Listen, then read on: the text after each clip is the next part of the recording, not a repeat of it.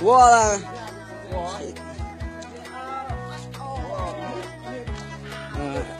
nọc con ạ.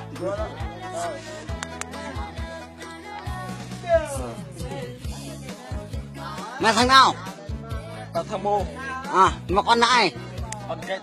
Con Kinh. Sao mày làm như vậy? Nó theo mình thôi. Tại sao? Tại sao mày làm như vậy? Với mình thôi.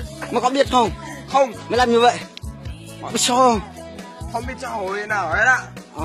Cái cả anh nào thích chỗ này chứ mình thích tiếng nào mình đoán như nào đó luôn. Này chỉ không quá được này thôi. Có thể là cái này mình sắp như này là thôi thôi. Nghi nhiên à? Mày làm nghi nhiên à? Mình sắp cái đó là mình chém cái đó mình chết cái đó luôn phải không? Cái đó là mình thôi luôn. Cái đó mình kia mình không kìa biết không? Ao ra kìa. Dân tộc đó, đấy là dân tộc mình. Quay ra mình muôn này nè. Cái này nè. Ai muôn ra. Muôn đó. Ai lười lên. Cái đó là mình Ai yêu ạ? bí hẳn luôn đặt vào tay á. Nếu nhìn thì nhìn cái này phải không? Nhìn cái đó.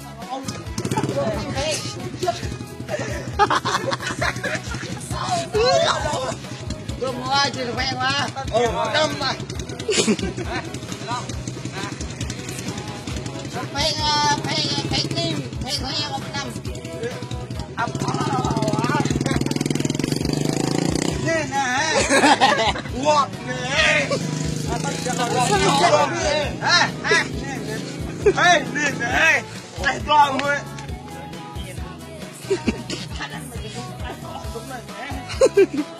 Lắm.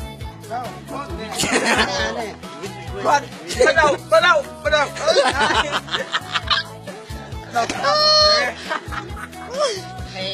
Về.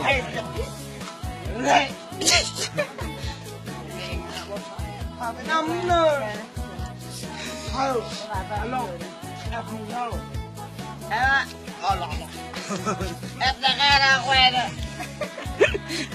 Em chụp không? Mẹ. Nè. Nè.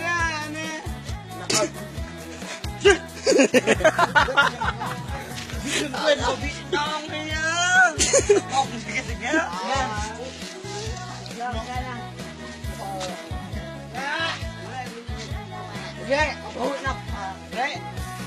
Nào.